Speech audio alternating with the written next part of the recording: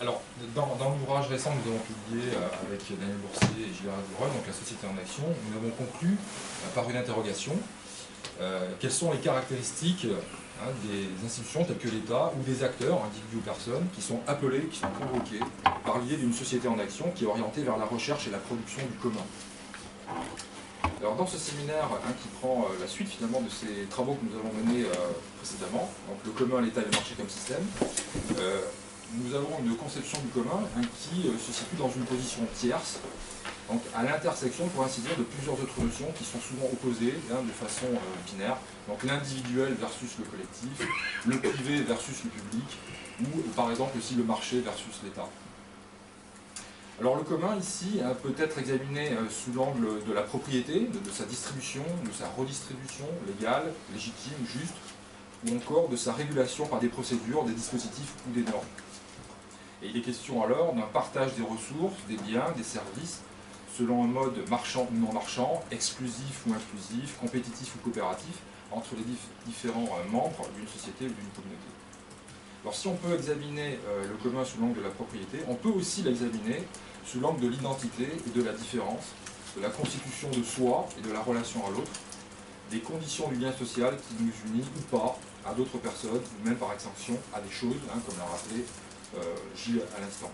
Il est alors question d'un partage de signification ou de représentation, éventuellement d'habitude, d'un ensemble d'éléments qui sont constitutifs d'un milieu ou d'une culture, laquelle culture promeut un certain rapport à la nature, une médiance, comme dirait Augustin Berg dans son travail sur les écoumènes en mésologie.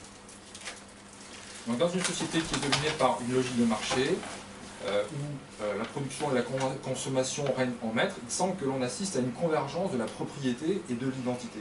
Ce que je suis est défini en grande partie par ce que j'ai en propre, ce que je possède, ce qui m'appartient.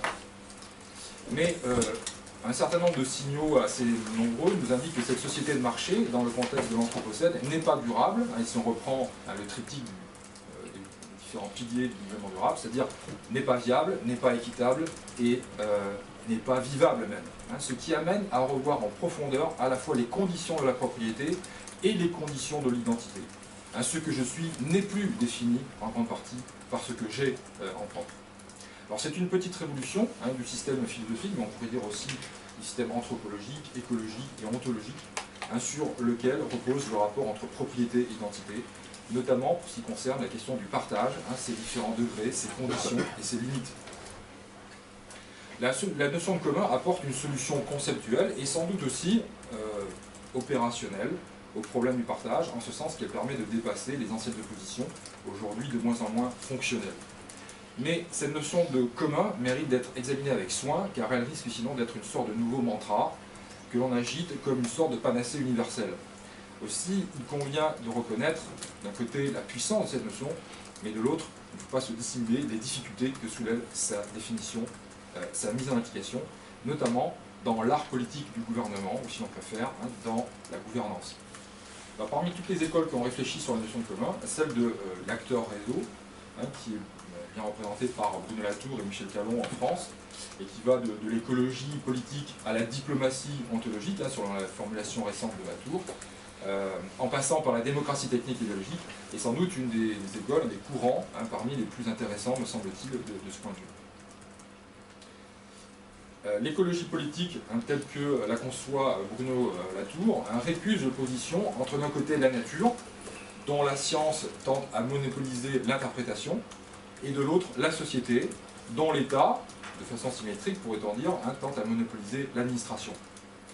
L'écologie politique chez Latour a moins à voir avec la nature, en réalité, qu'avec des hybrides d'humains et de non-humains, avec des crises de l'objectivité ou de la réalité, et non pas simplement des crises de la nature, comme dans l'écologie classique, qui sont à l'origine de controverses, et également avec la composition d'un monde commun. Dans l'écologie politique, il s'agit de déterminer quelles entités, humains ou non humains, et quelles propositions, c'est-à-dire quelles associations d'humains et de non humains, peuvent être articulées afin de produire un monde commun.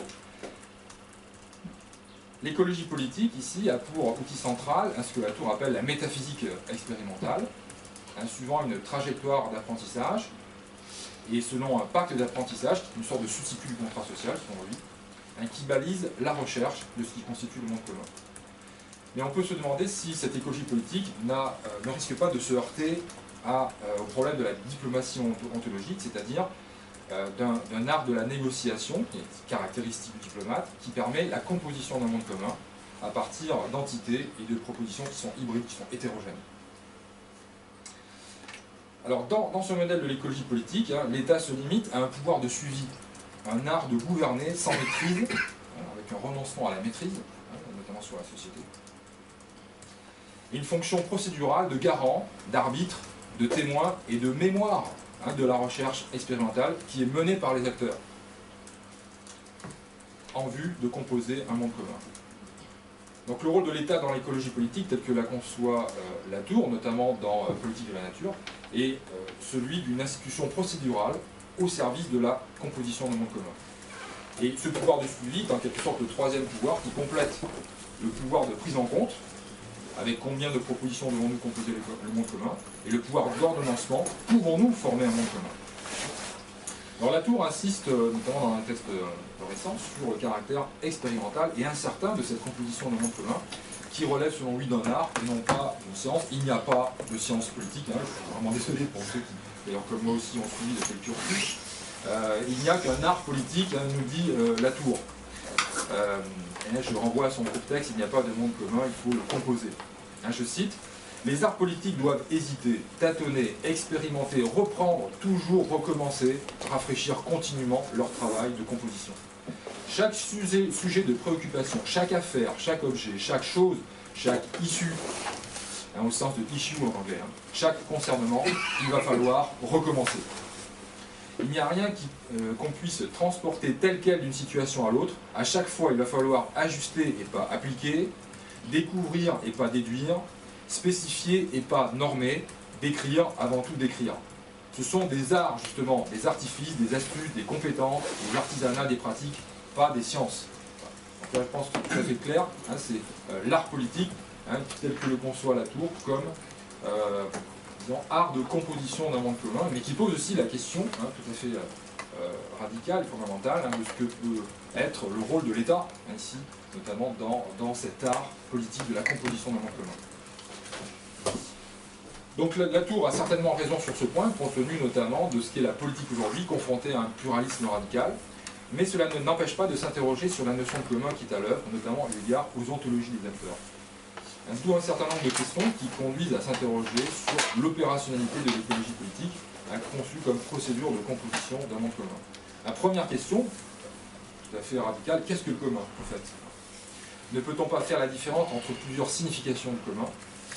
Par exemple, ne peut-on pas faire la distinction entre un commun faible, qui incline vers une posture minimale de tolérance à l'égard de la différence des entités, différence des conceptions, des visions du monde, des choses, et un commun fort, d'autre part, qui incline vers une posture maximale de partage, d'identification à des ontologies différentes.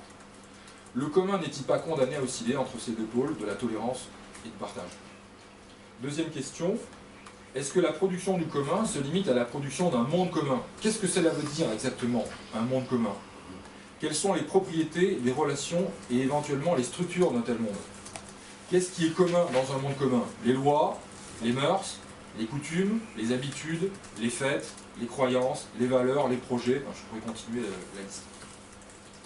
Troisième question, est-ce qu'au-delà d'un monde commun, il n'est pas aussi important de considérer d'autres aspects, un sens commun, une action commune, et plus encore, une vie commune? Par exemple, il est possible d'accepter certaines entités nouvelles dans un monde commun, les esprits dans l'animisme, mais cela ne crée pas en soi les conditions d'un sens commun, d'une action commune, ou à plus forte raison d'une vie commune, qui est encore autre chose. Et n'est-ce pas là, si l'on est dans le cadre d'une vie commune, un objectif plus exigeant, et sans doute aussi beaucoup plus difficile à réaliser, qui suggère d'envisager peut-être une sorte d'échelle du commun, selon les niveaux ou les degrés de communauté du commun. Quatrième question, est-ce que la production du commun consiste essentiellement à la production de connaissances communes, à l'aspect épistémique des choses, comme semble envisager par exemple Calon? Est-ce que cela est suffisant pour composer un monde commun? Est-ce qu'il ne faut pas aussi considérer la production d'autre chose, des habiletés communes, aspect technique, des volontés communes, aspect éthique, politique, voire également des goûts communs, aspect esthétique? Cinquième question, est-ce que la production du commun peut reposer seulement sur des procédures, et notamment des procédures de dialogue, qui permettent une composition entre les hybrides? Est-ce que l'État, d'ailleurs, peut se limiter à un rôle strictement procédural, ainsi que le suggère Latour, d'ailleurs, en dehors de tout contenu politique ou idéologique? La séparation entre procédure neutre et contenu substantiel n'est-elle pas une illusion de ce point de vue? Est-ce qu'il ne faut pas aussi envisager une expérimentation dans un sens fort, qui permet de comprendre de l'intérieur, par le vécu résultant d'une mise en situation, et pas simplement par des échanges discursifs, les ontologies des autres acteurs? Sixième question, est-ce que dans la production du commun, les identités des acteurs sont aussi plastiques, évolutives et adaptatives que le suggère Latour, et même Calon? Est-ce que les ontologies des acteurs sont négociables compte tenu de la valeur fondamentale qu'on leur accorde? Ce peut être le cas des ontologies superficielles, mais sûrement pas de ce qu'on peut appeler les ontologies profondes. Et enfin, dernière question, si ce n'est pas le cas, si les ontologies des acteurs ne sont pas négociables, qu'en est-il de la diplomatie ontologique, qui semble supposer une négociation précisément? Lorsque Latour affirme à juste raison que la composition d'un monde commun peut rater, n'est-ce pas aussi en raison de certaines propriétés des structures ontologiques des acteurs? La diplomatie ontologique ne risque-t-elle pas de buter sur l'inertie ontologique des différents acteurs? Donc voilà un certain nombre de questions qui constituent en quelque sorte un fil conducteur d'une recherche sur les communs dans cette conception particulière de l'écologie politique, et qui est ma petite contribution modeste à ce séminaire, en tout cas l'angle qui m'intéresse, et peut-être qui fera écho à certaines questions que se posent les uns et les autres aussi sur cette table, malgré une entrée peut-être un peu différente.